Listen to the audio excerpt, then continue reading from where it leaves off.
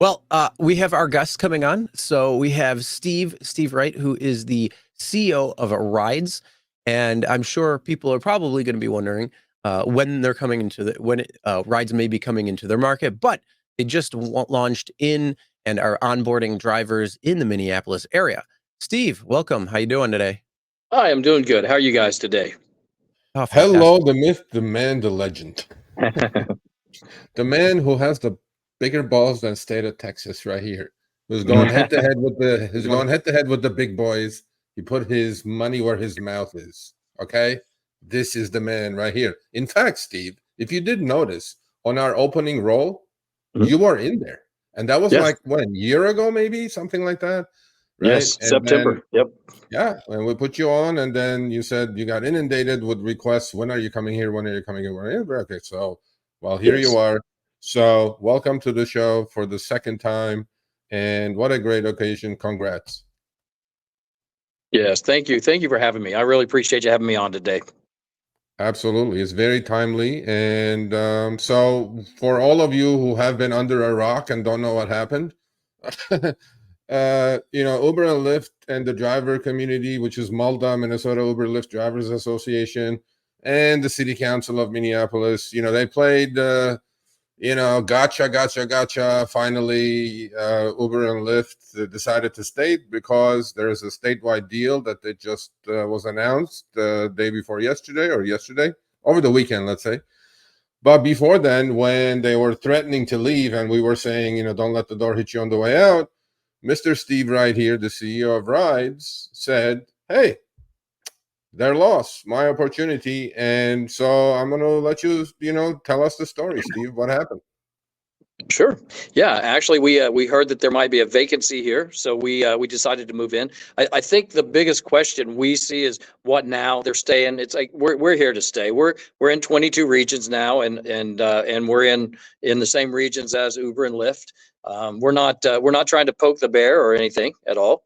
We're just saying we're an option. We're a smaller rideshare company, but we really care about the drivers and really care about the passengers. So we're an alternative. So we got up here to Minneapolis, kind of fast tracked our application here, and started signing up drivers. I think I think the whole process started barely over a month ago. And here we are. We're actually here. We've been here all week. We got here last Wednesday and started onboarding drivers, and it's very, very successful so far. Everything's going very well. Yep. And this is something, by the way, Dara Khosrowshahi or David Risher would not do. What did Steve do? Steve is from Austin. The ride started in Austin, actually. And he had an experience with Uber and Lyft leaving, years ago, when their drivers were kind of forced to, or the city council said you have to get fingerprint checks, whatever. So long story short, Steve has an RV.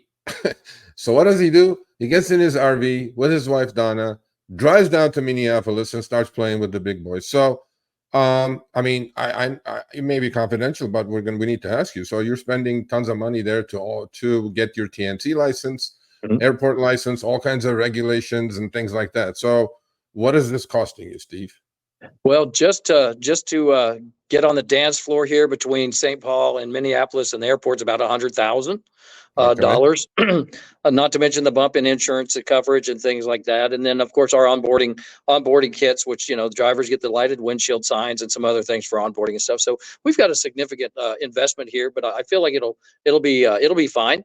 We're signing up a lot of drivers and getting very well received. And of course, the big question this week for us over the last 2 days was what now for the drivers? Uber and Lyft are leaving, drivers panicking. Oh my gosh, we'll be out of work. And now they're not, but we're still seeing a good turnout. We're still seeing a good reception from the drivers here and everything. So we're in it for the long haul. We're here to stay. Absolutely, because your model is completely different. There is no hocus pocus. There is no surge, although there is something called perk, which Steve will explain.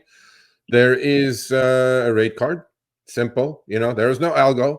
There is no, look, because the Uber and Lyft have a take rate, they have to basically double the rates of the city because they have to make money, right? So Steve's business plan is not like that, but I'll let him explain that in a minute. But you were talking about onboarding. So if you have a head count on how many drivers we're talking about here, because the state report said there were about 10 to 12,000 drivers in Minnesota. Okay. Mhm. Yep. And give us your numbers. How many, like, because you started onboarding, what, a month ago, you said, right? Well, we actually started the process a month ago. We actually started signing up drivers probably about 2 weeks ago, Okay. and since last Monday, well, till now, actually, it's increased. We've got about 1,600 drivers in the sign up queue right now. We're ready for any drivers that want to come on board. We're expandable. We can handle it. But yeah, we've got about 1,600 in the process of getting background checks done. Onboarding, we're onboarding approximately about 100 a day for the rest of the week. And so once they leave here, they're live. We went live last Wednesday, and ironically, during onboarding, when we were demonstrating the app to a lot of drivers, and they would hit go online, they were getting trip requests, and they weren't even officially live yet. So it's very exciting. I've never seen this kind of electricity from any market we've gone to yet. So it's very exciting. The drivers are very excited. They're excited to know mostly that we're here for them. We're listening to them, and we're here to make it better. I think any mandated fare that any state or fee city, I'm sorry, mandates, I still think we can actually pay better. I think we can do a little, like you said, we don't have a profit on the trip. We're paying the bills. We pay the insurance and the airport to whoever needs that money. We don't keep any, so we always have a little more leeway in there to add to whatever the city's mandating, whatever the state's mandating. So I feel like we're going to be at or above the original ask of dollar 40 per mile and 51 cents per minute. I think we're going to be able to go north of that when we actually get to that point. Well, I mean, look, you don't have to. Obviously, now there is a new number, a couple of numbers that they put out, which we'll talk about next week, people. So don't rush. But here's another driver for you, Steve. Mark Mullaney says, been driving in Minnesota for 10 years. Yep. Mark, here's your man. Go sign up if you didn't sign up already. Yep. Let's talk a little bit about, I mean, we know what your business is. I know, and Chris does, and some of the audience may, but as I said, there is no take rate, meaning whatever Wridz charges the rider, they take out the credit card processing fees, they take out the insurance, which is the same insurance as Uber and Lyft offers you, the commercial insurance on P1, 2, 3. And then all of the rest, I mean, if you go to the airport, obviously there's airport fees. Once those fees are gone, everything else is the driver's. Am I correct? That's absolutely correct. A driver can make as much as can be made on this platform as is available. I mean, if the driver didn't get it, the government did, or whoever, but not us. We don't keep anything from that. So we, of course, do the subscription model. We always have an introductory rate on our subscription models here. We didn't charge the full first month. We'll wait 30 days, kind of gauge the market and see if we can go ahead and sustain the full subscription or not. But that's all Wridz gets. Whatever the subscription is, that's our take. And so we don't have to play numbers with the fares and up and down and all over the map. If it's a $10 ride today, it's going to be a $10 ride tomorrow, give or take a few cents. Yep. And so you talked a little bit about the reception you received from the driver community. I mean, 1,600. Okay, so there were 10,000 drivers. You got about 16% of them in 2 weeks. That goes to show the level of dissatisfaction the community has with these two apps, right? So they're looking for an alternative. And for me, competition is always good, period. There is no ifs and buts about it. It's good for the rider. It's good for the driver. And those are the two customers you have. So how many, if you have the numbers, please, how many riders have you been able to sign up so far? Well, as of this morning, or we had they about downloaded, let's say. Yes, as of this morning, and I started looking at these numbers a week ago Sunday, we had about 6,000 passengers so far download the app. And so that's our toes are in the water at this point. I think, there's a lot more out there, but the drivers are spreading the word. The city's behind us. Everybody, it's just a great environment up here, great opportunity for us. So we definitely have some good momentum going forward. Yeah, absolutely. And one of our top contributors, Joe Pierce, who you met, right? Yes. Is in Minneapolis. He's a great guy. He knows the business. He's been a rideshare driver for a long time. And he signed up, and he's already sending me screenshots because he's my eyes and ears there, right? He's sending me comparison screenshots, which, hold off, people. Once Steve leaves, we're going to show all these comparisons and talk about it. And for me, the way it looks to me, Steve, is that the rider will pay less then the driver will make more. Is there Yes. anything else? Yeah, Is we're still kind of adjusting those rates. We have to get a feel for the market, and because of the fact that we don't have algorithms that adjust our rates, we have to find that sweet spot. They'll be, most of the time we should be slightly less expensive than other ride shares, but there's always going to be that dip, that when they dip the numbers down below what the normal is, that we may be slightly higher. Our goal is to be slightly less than, but Joe has actually done some trips already. He messaged me yesterday and said, "Hey, I've done a couple trips already," and said everything went well. And I appreciate his input on that very much. Absolutely. And yeah, I mean, look, this is not rocket science, and these companies made it a rocket science on our end. And with your business plan, I mean, look, it's a pickup point A, drop off point B. There are some expenses. We pay those for the driver, or we deduct it from what the rider paid. If we can save 10% for the rider and the driver will make 30-40% more than Uber, which I know they will, I mean, I don't see anything stopping you, in Minneapolis or anywhere else. Yeah, one of the things we're really focusing on here is the customer service relationship between the driver and the passenger. Because in the past it hasn't been. It's just get in the car, drive, get out of the car. There's not really much interaction between the drivers and the passenger. So we're kind of really ramping up the customer service so it's a better experience, a little more relaxed. There's some conversations going on if the passenger wants. If not, it can be quiet if they'd like it to be. But being in a car where everything is just silent sometimes is awkward. And we're really trying to teach the drivers up here, hey, interact with your passengers, welcome them to your car, show that you appreciate them being in there, because they can request you later. In other words, you could be their driver. You can actually be one of their favorite drivers and be requested time and time again. So I think that's a unique idea in the market right now, and it seems to be well received at this point. Yeah, absolutely. And the other thing that we need to talk about, obviously, is, look, you were here about a year and change ago. And some of our audience is always like transitory, they change, right? So let's refresh their memory. The onboarding process, right? What is involved? I know there is a drug test that they have to go through, which I think it's absolutely necessary, right? Because we have a product on the Uber platform now called Uber Teen. Drivers can drive to people in ages of 13 to 17. They're not drug tested. They just have that watered down background check. And I'm going like, in what world, right?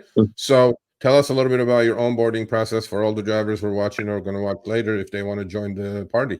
Yeah, well, like I've said before, I designed this as if my daughters or my wife were going to get in the car. What would I expect? It's always a big joke having a random stranger come and pick up you and everything. Things we've been told not to is from our parents from a young age. But what would I expect of a driver or the company behind the driver? So we do a pretty good background check, I believe. The drivers sign up. They go through the driver sign up queue. It does their background check, sets up their profile and everything else, and then we meet them face to face. Every driver meets us or one of our representatives face to face, does a in front of us drug test. They get the whole information about how you use the app and everything that we're offering them at a face to face interview. We get to know the drivers and make that connection with them personally. And then when they leave our onboarding process, they're ready to go. They can take trips from that point on. Yeah, I mean, I think these are all the things that are necessary because we have your life in our hands, and obviously, we want to make sure that the driver is safe, right? And God knows what kind of people are driving for Uber and Lyft, because I think they are more after quantity than quality, and it seems like you can do both. I mean, in your case, these are truly vetted drivers. I mean, you're interviewing these people one-on-one. I mean, who will imagine Dara Khosrowshahi doing that? It's I mean, I'd be laughing at that, right? Yep. But one couple other things. Let's talk a little bit about incentives and what kind of incentives are you offering, if any, right? Because you have a rate card, and talk about your program that's called Perk.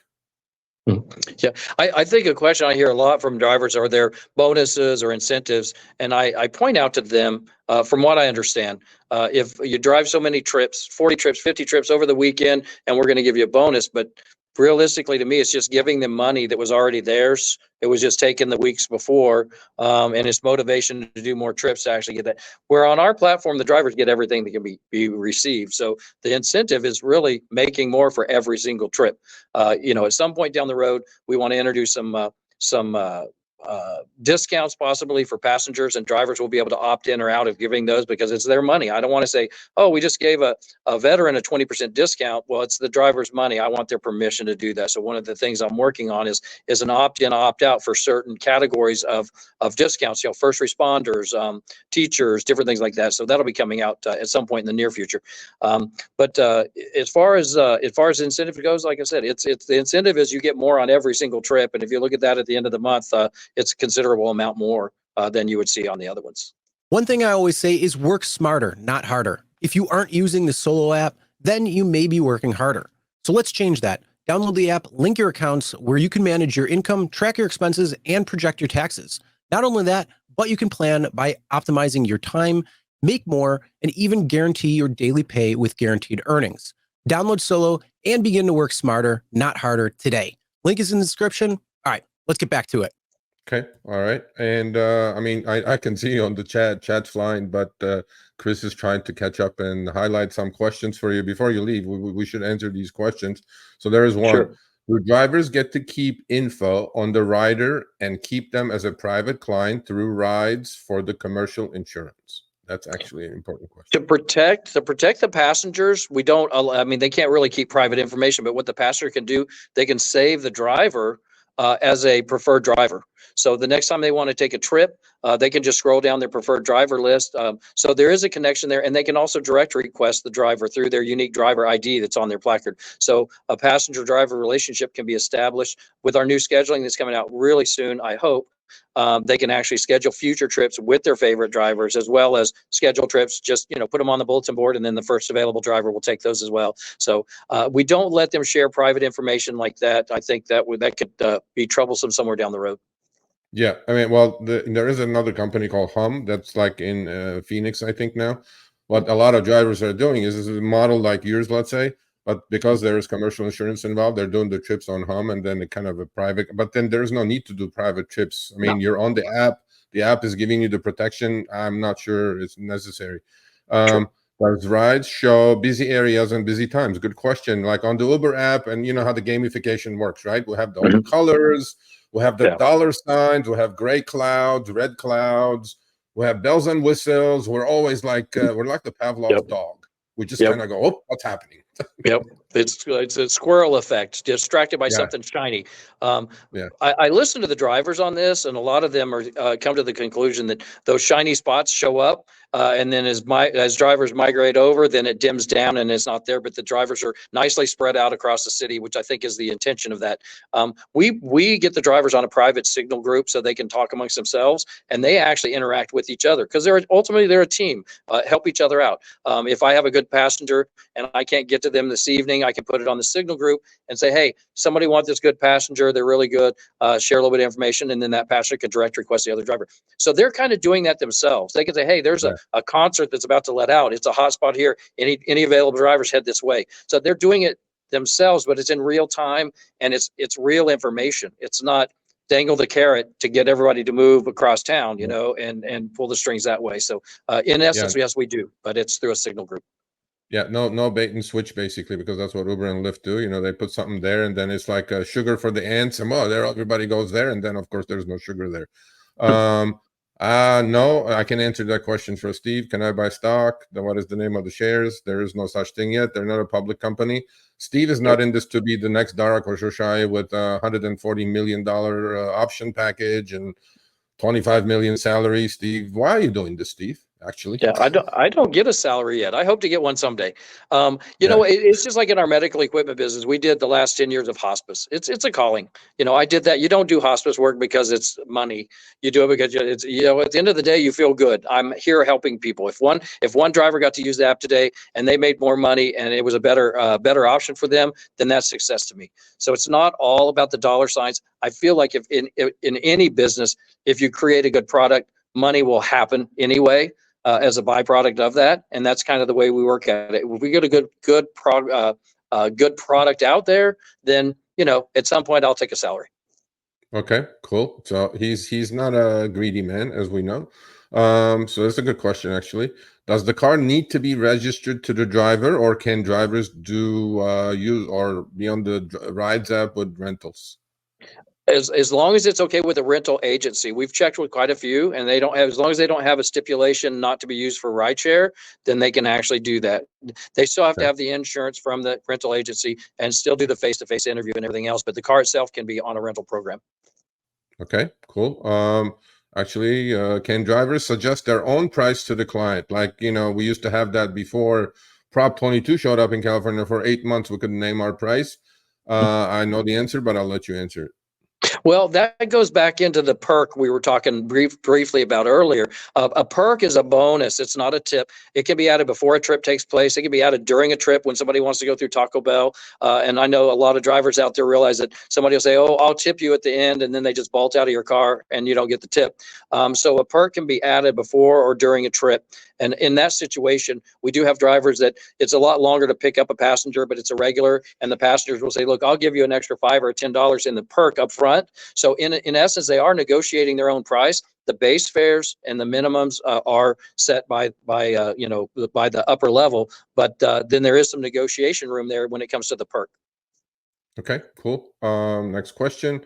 What is the insurance and the deductible? Well, the insurance is P1, P2, P3 like Uber's, but you go ahead and give the. I mean, I know the answers to these, but he's the CEO. Yes. I'm not going to do it. Yes. No, it is very similar to theirs. We go through Hub Insurance out in California, and they're a great company, and we're covered on all the three periods of the ride. The deductible right now is $2,000. We're working on that. As we grow, we're getting better rates. I think our next rate negotiation will be in September, and I'm hoping we'll get a little bit better rates and maybe a little bit better deductibles. Yeah, you would think. See, your deductible actually is lower than Uber and Lyft. Theirs is at 2,500, and we had Brian from Legal Rideshare on, and there are so many holes that their insurance policies are like Swiss cheese. So Bob says, "I have a Lexus. Do you have Rides Black or Lux, or do you have upper platforms? Let's say." We are really on the verge of putting in premium. So right now we have our 1 to 4 and our 1 to 6.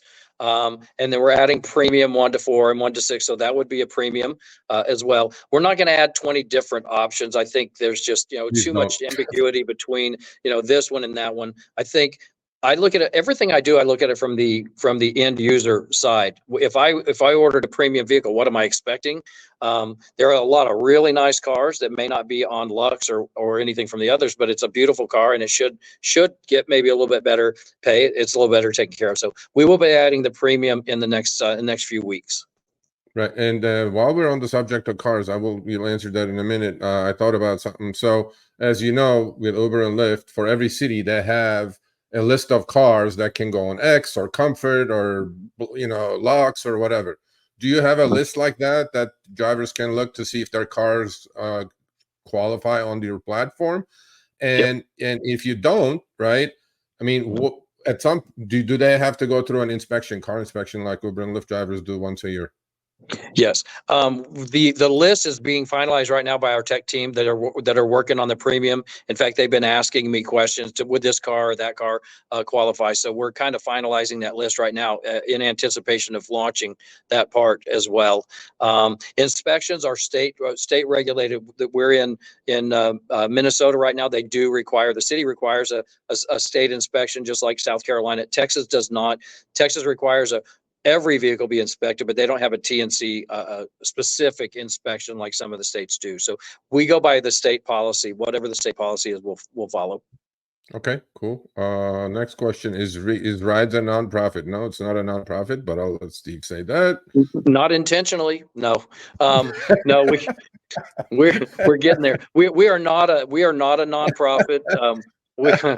We're growing, and as with any new company, there's a lag time between the time you start making money. Many of our regions, we're still not charging subscriptions in. We're waiting for the region to pick up and make sure drivers are making money before we start taking shots at their wallet for subscriptions. So, but no, we're not a nonprofit.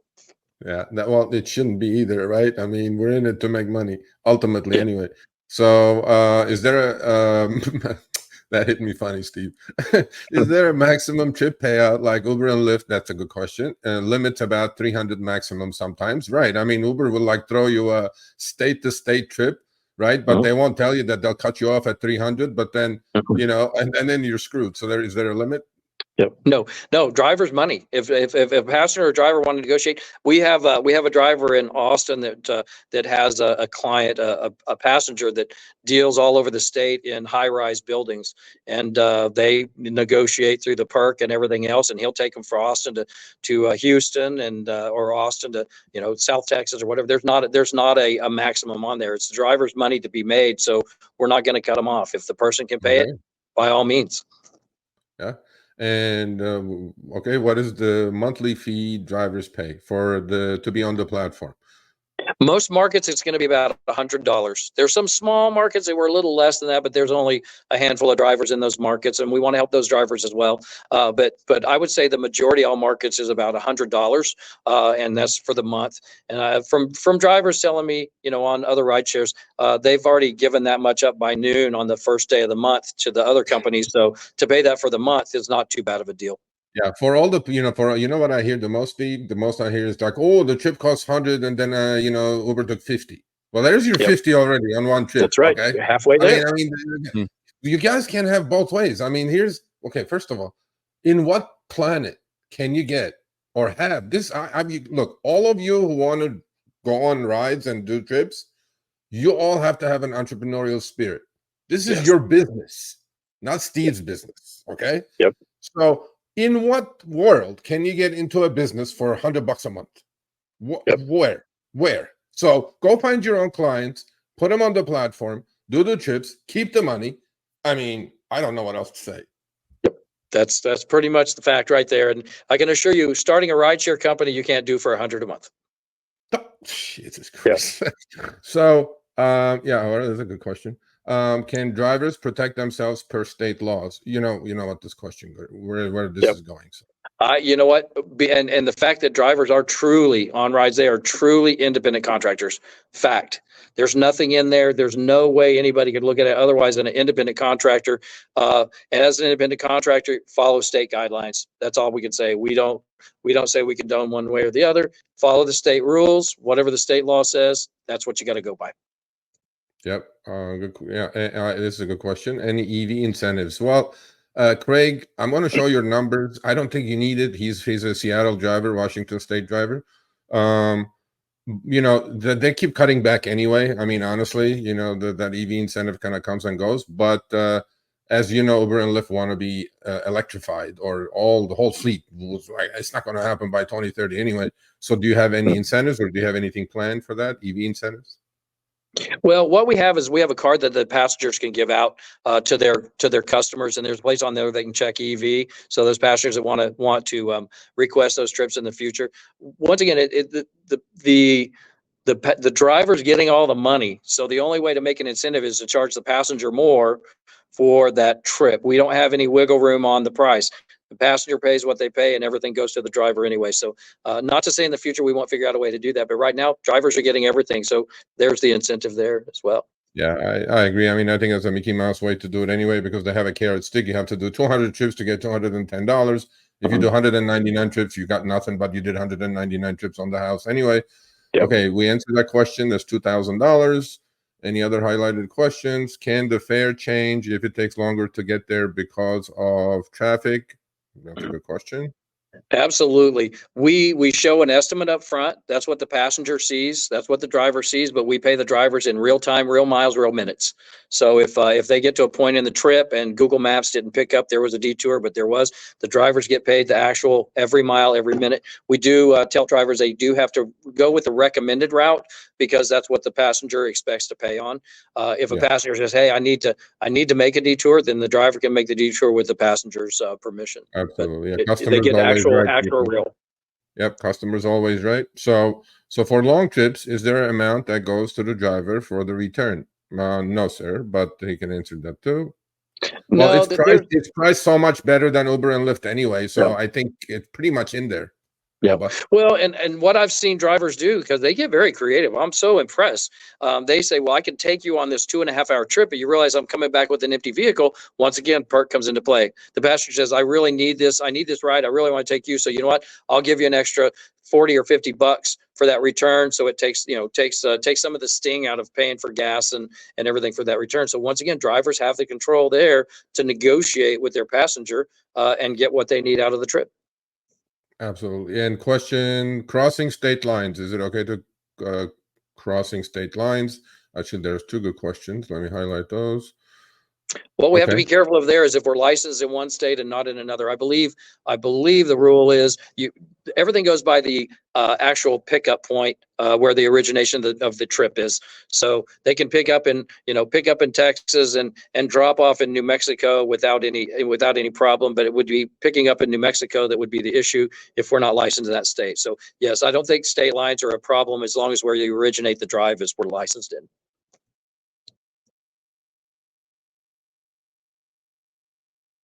Well, I lost you.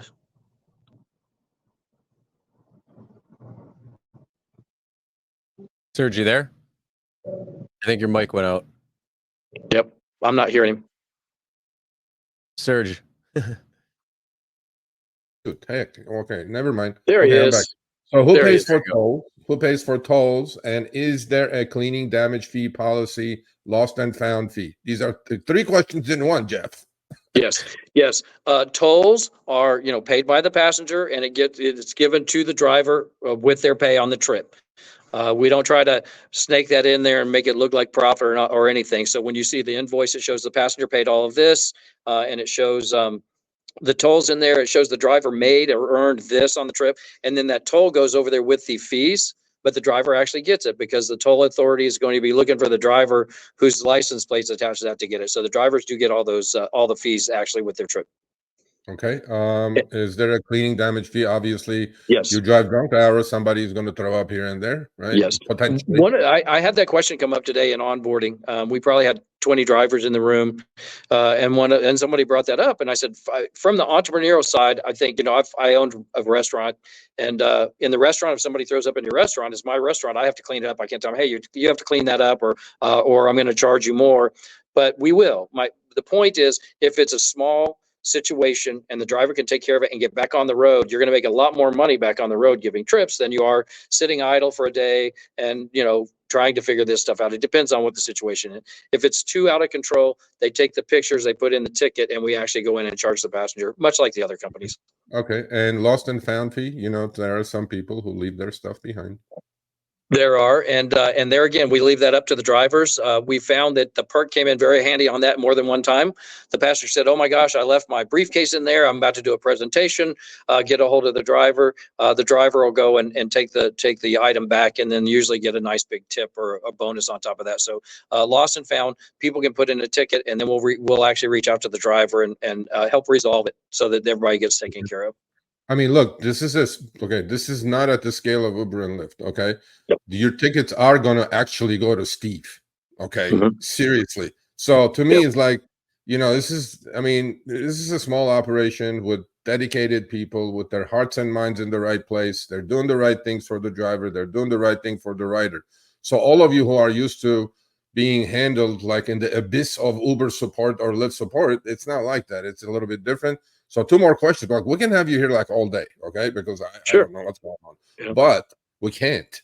What we're Yep. going to do, though, I promise you, what we're going to do, though, in about maybe 3 months or less, we're going to have you back and give us an update how you're competing with the big boys, because it's going to start pretty soon. So there were two more questions, Chris, which I lost it, but you highlighted a couple more. Okay. Forget the name. So far, I completed 49 rides with rides with a profit of, let's say gross, with a gross profit of 1,082.58. Most of my passengers came from me promoting rides with my current Lyft and Uber passengers. That's the guy you want right there. He already did 49. Yes. You should give this guy a bonus, Steve. Of course, absolutely. We have a lot of drivers. Some of the small, like in Amarillo, Texas, for instance, there's two drivers there that have a competition every month for bragging rights. And one did, and you got to understand, Amarillo, Texas, everything is a lower price ride. There, you can go all the way across Amarillo, Texas, in under 10 minutes. So one of them would do $2,500 for the month. The other one came in at $2,400, and then the next month the challenge is on. So it's the friendly competition. But drivers are doing very well. There's some drivers out there that are really replacing all the income they need with the Wridz platform. It's just a slower growth because, like you said, we're not dumping. If we dump millions into the advertising, then we have to find a place to get that money, which usually we know where that comes from. Drivers pay, and we don't want to do that. So we're grassroots, and we're getting the word out there. It's growing quickly. Yep. And last question: can Wridz order? I know the answer, but go ahead. Can Wridz client order cars by the hour or by the day? And at what hourly rate? I don't think that works, but it is what it. Go ahead. You know what? There again, it is. We do have some drivers that have actually tested that in San Antonio, Texas, and they'll negotiate with the passenger. They say, hey, we need you for the next 2 hours. Okay, add this perk to this trip, and then it stays on the platform. The miles, the minutes, everything's recorded, everything's on the map, and then the passenger's paying that. So once again, creative drivers can do things like that and negotiate it with their passengers, so that they can actually give the passenger what they need. Okay. Well, I mean, I want to thank you for showing up, obviously, but we're going to definitely have you back for an update.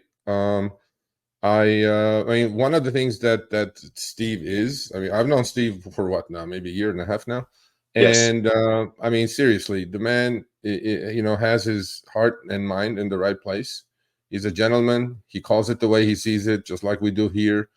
And he took the leap of faith. He trusted that the business will be fine even if they stayed or left.